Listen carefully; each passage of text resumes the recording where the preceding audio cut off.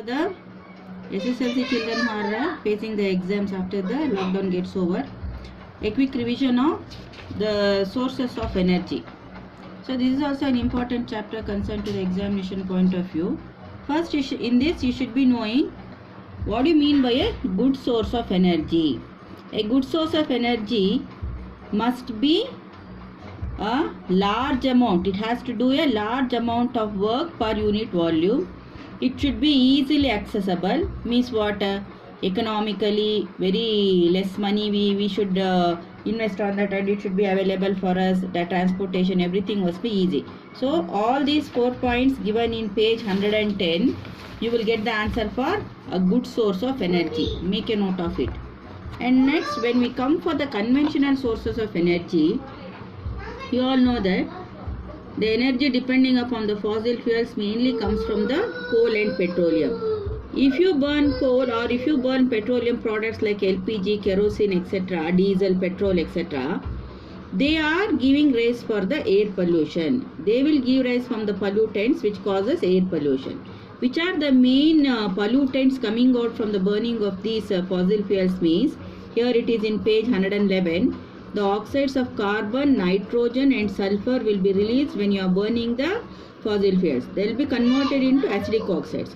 These acidic oxides will enter to the higher layer of the atmosphere. It mixes with the water vapor and causes for the acid rain. And you know the effect of acid rain which affects the water and soil resources. Sometimes it will damage our monuments also. So this creates the air pollution. The using of or the burning of the fossil fuels can cause air pollution.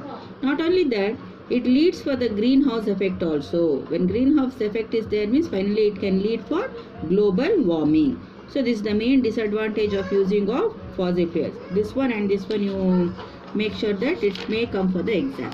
Next, one more activity part if you go for, how can we demonstrate the process of thermoelectric production. Thermoelectric production means it is the construction of a thermal power plant in which we can produce the hydropower plants also. So now if you make use of a cooker, in that cooker you have filled water, and if you heat that, if you keep the cooker on the stove, pressure cooker, from the whistle part the steam starts coming out.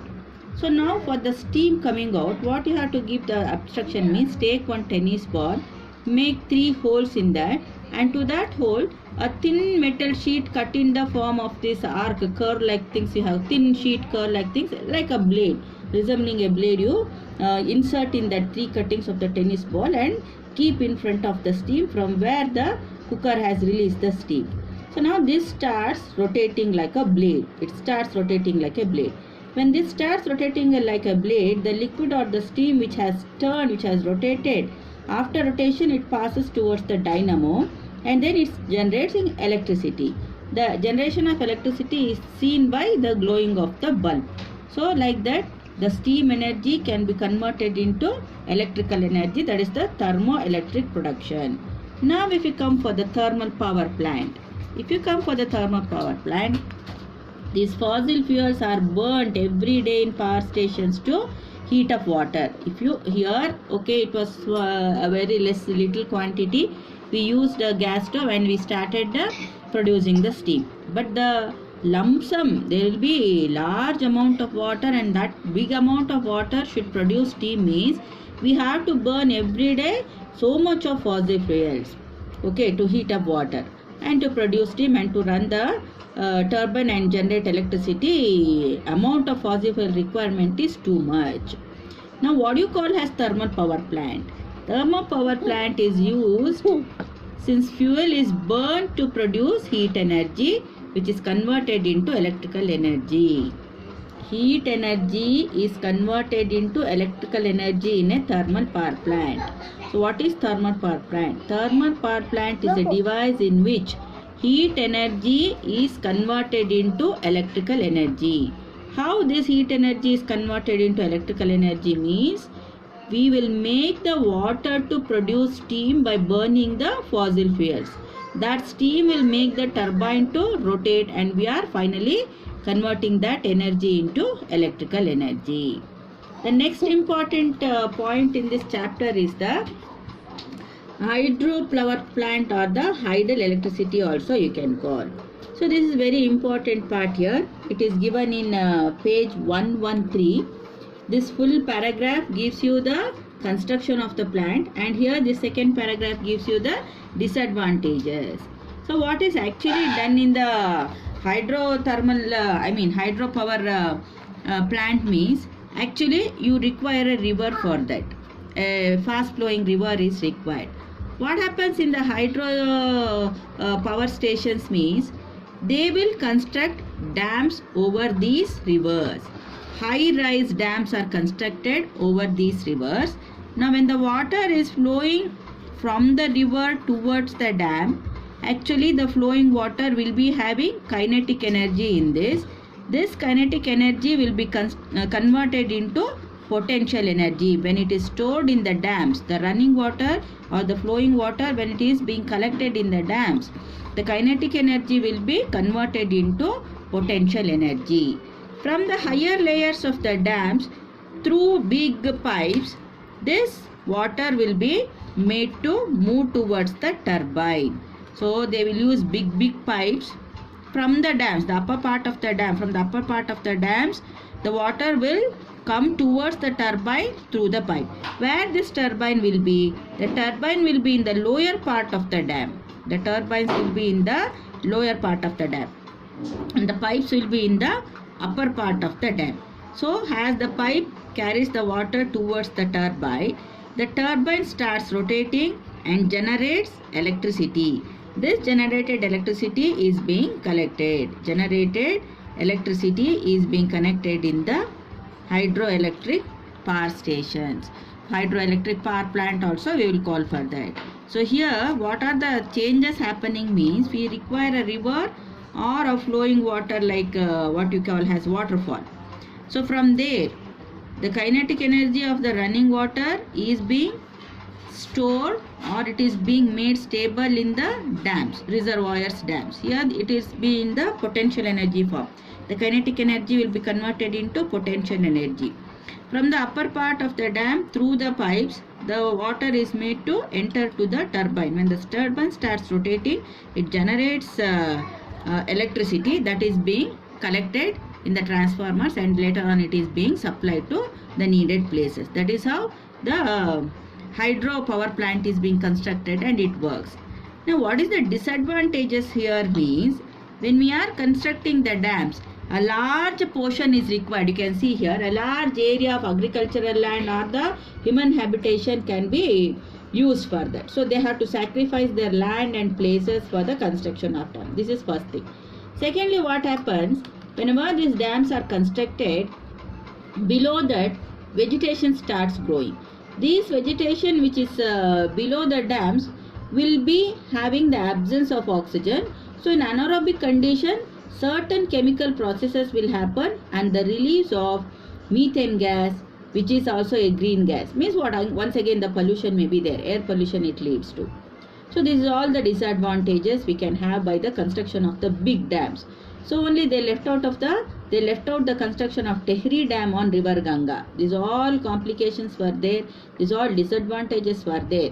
So the general question for 2 marks it may come. What are the disadvantages of constructing big dams? The disadvantages of constructing the big dams can be the large areas of agricultural land and human habitation are to be sacrificed as they get submerged. When we are constructing the dam, a large big amount of land is required. So this all will be submerged. It will get into that. Large ecosystems are destroyed when submerged under the water. So when this particular thing is done, other type of ecosystems has been damaged. Now the vegetation which is submerged rots, what has gone below the dam, when we are constructing the dam, what the type of vegetation has gone underneath the dam, that starts what we can say decomposition under the absence of oxygen. So this gives rise the production of methane, which is a greenhouse gas which can cause air pollution, and also it can burn and cause some danger also. So these are all the disadvantages you can write for the construction of big dams. Next, if you come for the biomass. So particularly what is biomass you should be knowing. Here in the second paragraph here, cow dung, various plant materials like the residue after harvesting the crops, vegetable waste, sewage are decomposed in the absence of oxygen to give biogas. So biomass actually we will say. What do you mean by biomass? Biomass means it is nothing but the cow dung, various plant materials like the residues coming after harvest, vegetable waste, everything what you organic waste are all called as the biomass. When this biomass is converted into a useful gas, that is called as the biogas. In the biogas, majority will be cow dung, means majority 90% of cow dung is there in the biogas, means it is popularly called as gobar gas. Now we will go to the importance of the biogas and how the biogas plant will be. This is also one important question now. So the biogas plant comes in page 114. A schematic diagram is also one important part of your question paper. But now I will give you the explanation. This biogas plant outlook, it will be a dome-like structure. And this dome-like structure is built up of bricks. They will make use of the bricks and build a dome-like structure. Also, what is the shape of a biogas plant? It will be a dome-like structure. It is built with bricks. All the bricks are being arranged and a dome-like structure is created. So now, to this dome-like structure, below what will be there means that we call as a digester. It is called as a digester. Inside the digester, actually what will be supplied? Inside the digester, slurry will be supplied. What do you mean by this slurry?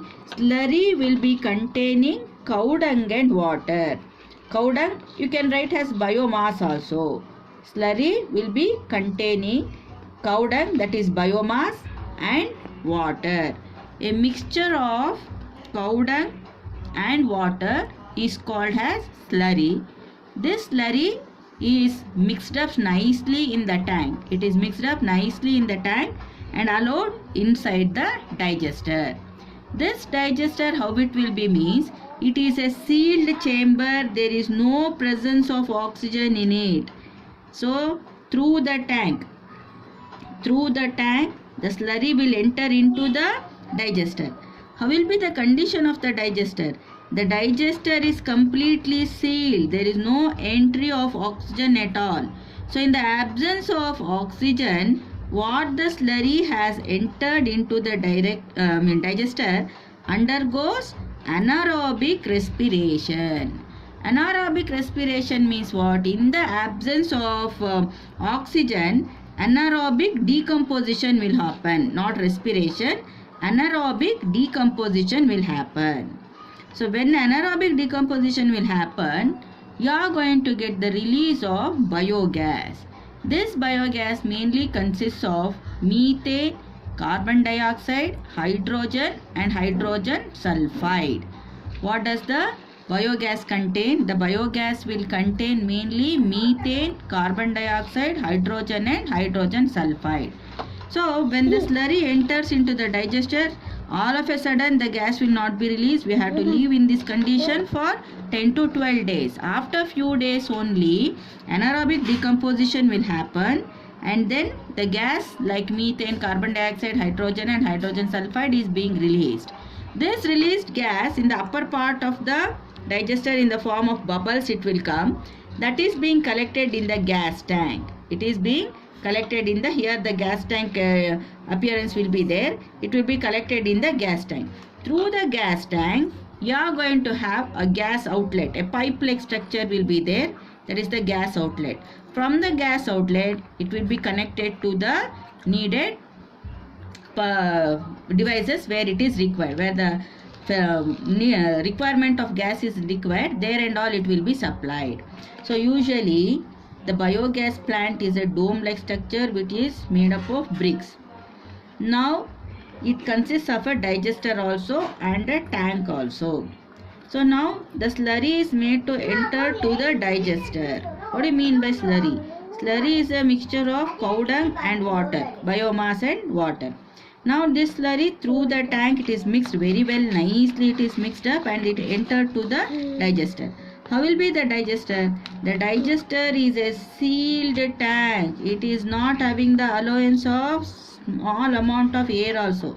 So in absence of oxygen, what the slurry has entered into the digester undergoes anaerobic decomposition, because certain microorganisms which are present in the slurry will make the decomposition of slurry.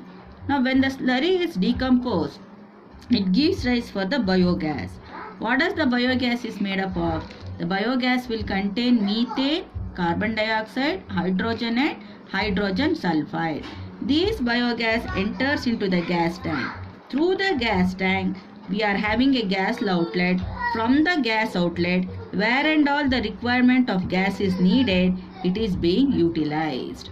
So now the biogas mainly contains 75% of methane. What does the biogas contain? The biogas mainly contains 75% of methane, which is an efficient and clean fuel. Efficient and clean fuel means this does not cause much pollution. It will not produce pollutant and it burns very clearly also. So it's an excellent fuel. 75% of methane is an excellent fuel coming out from the biogas. And what are the purposes of biogas? Here, the biogas is used for lighting, and the slurry what is left behind. After collecting the biogas, slurry is left behind, no? That slurry comes out in the form of organic manure, you can say. Organic manure or fertilizer.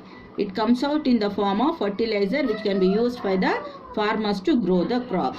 So like that, biogas can be used for lighting, and the slurry what is left behind, the waste what is left behind after the release of biogas, will be used as an excellent manure. In this excellent manure, it contains mainly nitrogen and phosphorus. So nitrogen and phosphorus rich manure you are going to collect as a waste material from the biogas. That can be used by the farmer for the growing of crops. So these are the uses of the biogas plant. Large scale utilization of bio waste and sewage material provides a safe and efficient method of waste disposal also. So the garbages or the waste disposal, if it is thrown like that in the environment, it may cause so much of damages. Instead of that, if we use this bio waste, biomass in the production of biogas, we can keep the environment clean, and the production or the usage of manure of this kind will be more useful and hygienic for the growth of the plant and for the usages also. So this is how the biogas plant is beneficial compared to the other things. Now when we come for the wind energy, actually wind energy is the conversion of solar energy, you all know that. The kinetic energy what is produced in the blowing of the wind is now converted into mechanical energy. It is harnessed into mechanical energy. Now what is the use of wind energy? For what purposes the wind energy are used? So windmill. Okay, wind energy is harnessed and windmill you have done. This windmill is used in lifting, water lifting pump. The rotary motion of the windmill is also used to lift water from the well. Not only that, nowadays wind energy is also used to generate electricity. So now we can generate electricity through windmill, and it is used to lift the water from a well also. So when number of windmill, a single windmill cannot take up all these activities. When we are going to collect a number of windmills which are erected over a large area, that form is called as wind energy form. Not a single windmill. So many number of windmills are erected over a large area means that land we call as the wind energy form. So wind energy form can give you the production of electricity on a commercial scale. How the wind energy can produce electrical energy means, in this paragraph some requirements is there. Firstly, you should have that wind energy farms can be established only at those places where wind blows for the greater part of an year. In 1 year, all the months the blowing of wind must be there. Such areas they have to select. Then the wind speed should be also be higher than 15 kilometers to maintain the required speed of the turbine. In order to rotate the turbine, the wind speed must be higher than 15 kilometer per hour. So this must be the main facility needed for the production of electricity through the windmill. So wind energy farm should be having the supply of wind throughout the year, greater part of the year, maximum months it should be having the blowing of wind, and that blowing wind speed must be higher than 15 kilometer per hour. Why this speed is required means it has to rotate the turbine with a great speed. So this requirement is compulsory. So from this, in the large areas, if you build up the what you can say wind energy farms, you can generate 1 megawatt of electricity in 2 hectares of land. In 2 hectares of land, if you build up the wind energy farm, it can generate and give you 1 megawatt of electricity. But this is all very costly. So much amount of investment is not done on this windmills to generate the electricity. So these are all the important part here. Then coming for the other alternate sources, solar energy is also one alternate source of energy. In that, how the solar energy can be used means solar energy can be converted into different types of energies like heat energy and electrical energy. And those devices which convert the solar energy into heat energy and electrical energy, they are called as the solar devices. So one of the device like solar cooker is also there. So solar cooker usually will consist of a wooden box, and this wooden box internally is completely painted with black color. Why it should be painted with black color means we all know that black is the good absorbent of heat. Now the lid, if you see the lid here, the lid will be, the inner part of the lid will be having a mirror here. And now the box here, what I told you, the wooden box, and we know that wood is a bad absorbent, it is not a good conductor of heat. What the heat it has collected, it will not allow to come out. So we are making use of it. And black color, why we have painted? Because it will absorb much amount of heat. Now the upper layer of this box is being covered with a thin glass sheet. What is the property of this thin glass sheet means? It will attract the infrared radiation inside the box, but it will not allow the radiations to come out. High temperature radiations it will take inside, but it will not allow them to come out. So that is the peculiar property of this glass sheet. And here why we are using the mirror means, now the sun rays what will fall on the mirror is being reflected onto the solar cooker. Usually the reflected sun rays are more brighter, more intense than the direct sunlight. So only we are going to take the reflected rays of the sun rays over the solar cooker. So when the position of the cooker is kept in such a way that the sun rays will directly fall on the mirror and the reflected rays will go inside the solar cooker. What the food items to be cooked you have kept inside the cooker will be cooked finally because of the collection of excess of heat coming from the sun rays. This is how the solar cooker is used. So solar cooker is a solar device in which solar energy is converted into heat energy. Solar cooker is a device in which solar energy is converted into heat energy. Like that, solar water heater is also there, which through which we can hot water usage is there in much amount of water should be used like in hotels, like in hospitals, everywhere, much hostels and all, big amount of water should be heated. So electricity usage if you do, or some other gas, LPG gas if you use it, it will be more costly and expensive. In that case they are making use of these solar water heaters. For example, in Wonderla and all, where the water games are there, if you want the hot water service there means they are making use of this solar water heaters only. So in solar water heater also there is the conversion of solar energy into heat energy. So remember this. Now how the solar energy is converted into electrical energy. So solar energy is converted into electrical energy means that particular device you call as a solar cell. A solar cell is a device in which the solar energy is converted into electrical energy. Now, a typical solar cell gives you a production of electricity of only 0.5 to 1 volt, or it can produce electricity around about 0.7 watts. So this is very limited way. So when these solar cells are connected in series, many number of solar cells connected in series gives rise for a solar panel. So through solar panels, we can generate much amount of electricity, and solar panels are used in different purposes, like in the artificial satellites, switching on and off of street lights, traffic signals.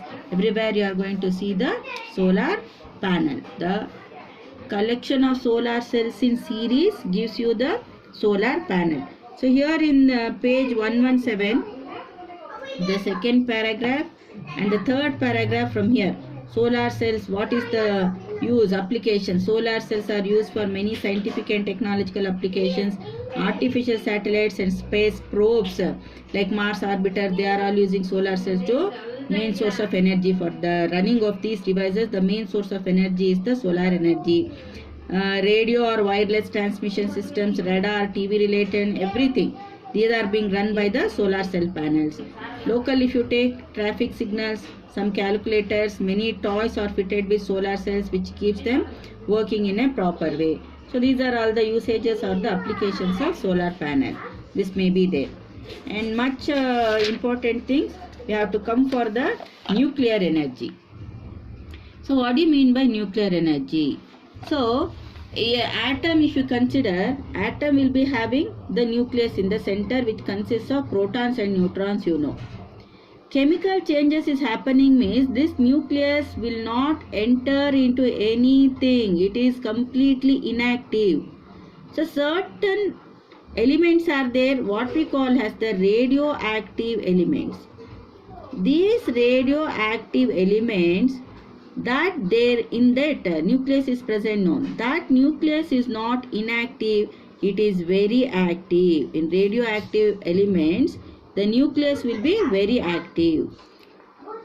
When the nucleus is very active, it starts changing. When it starts changing means it can be split up.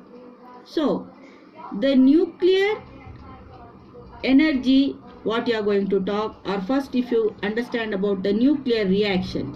What do you mean by nuclear reaction? When you see the changes in the nucleus of an atom, that is called as the nuclear reaction. When you are going to see the changes in the nucleus of an atom, that gives rise for nuclear reaction. The nuclear reaction are of two types. One is called as nuclear fission, F-I-S-S-I-O-N, nuclear fission. Another is called as nuclear fusion. So what do you mean by nuclear fission?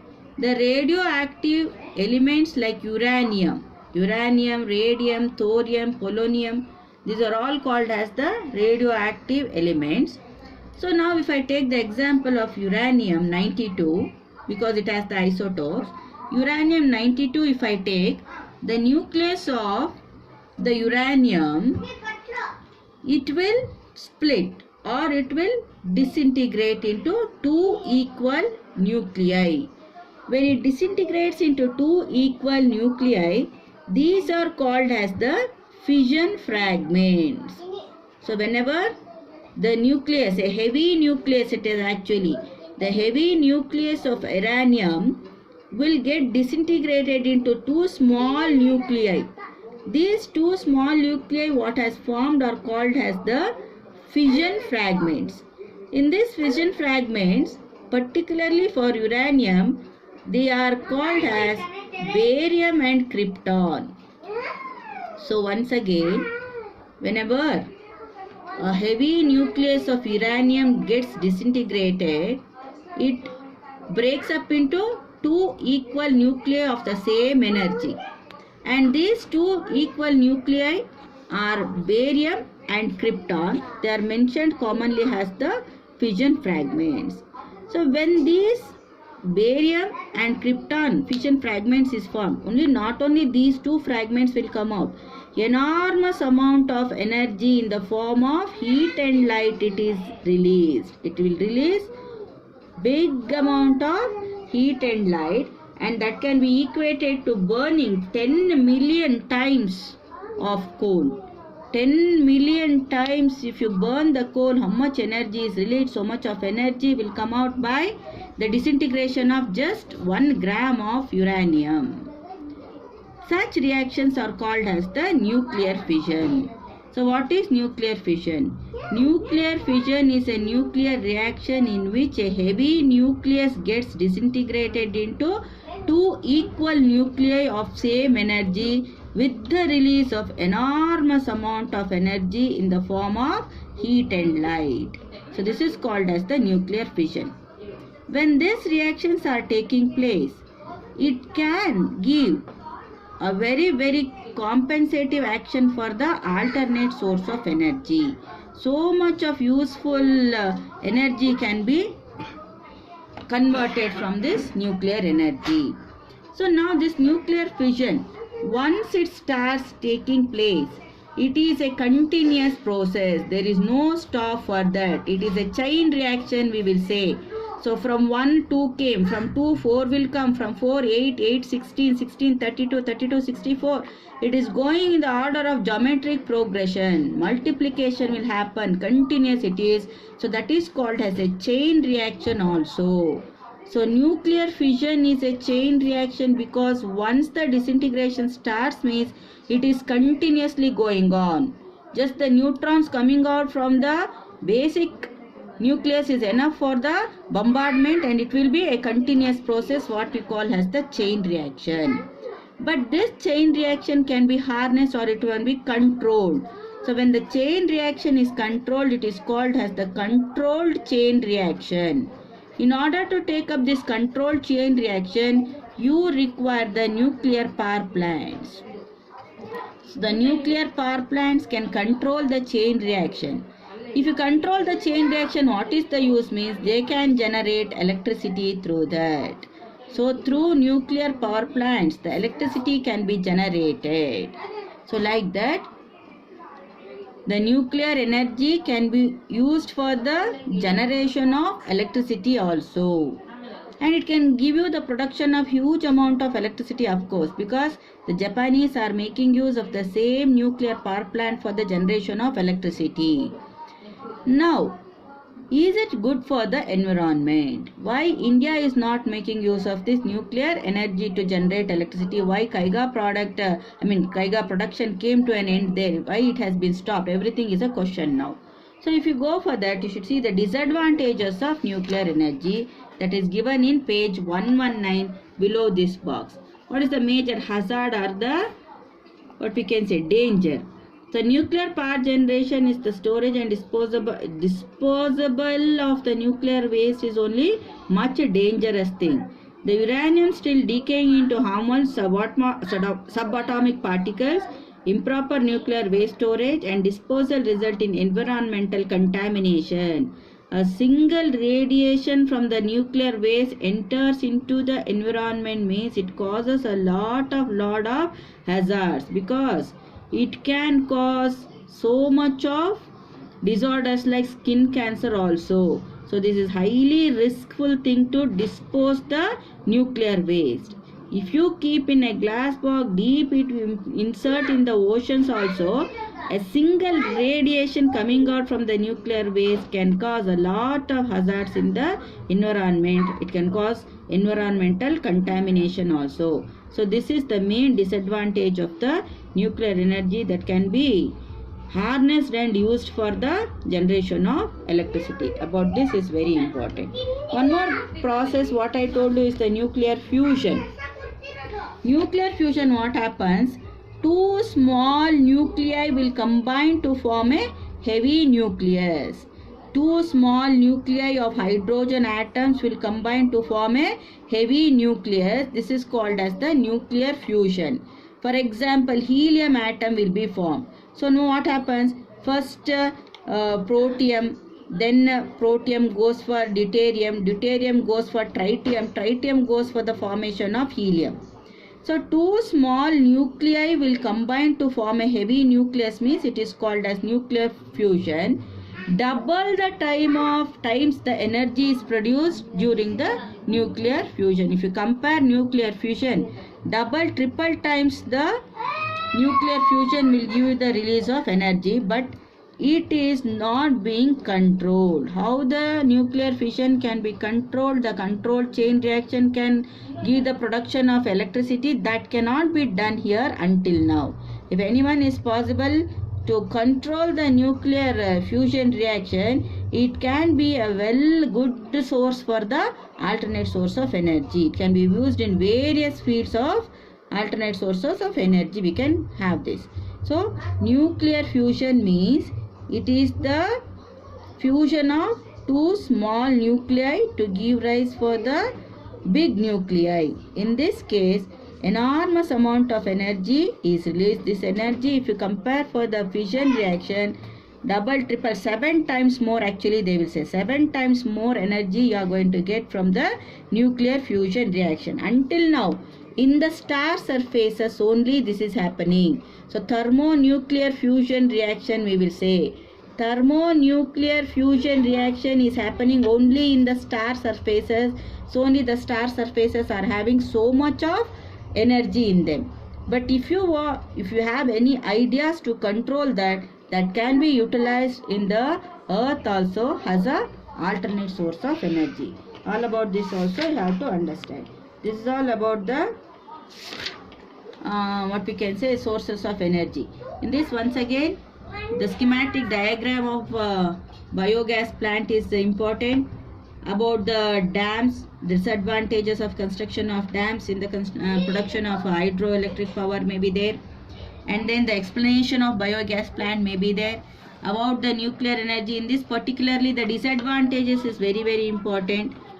Why the disadvantages is important means you have to write about all the happenings during the disposal of nuclear waste, and they may sometimes ask you the difference between the nuclear fission and the nuclear fusion for 2 marks. All this is the important points to be read for the sources of energy. 4 marks is there for this chapter, so carefully go through all the important points here.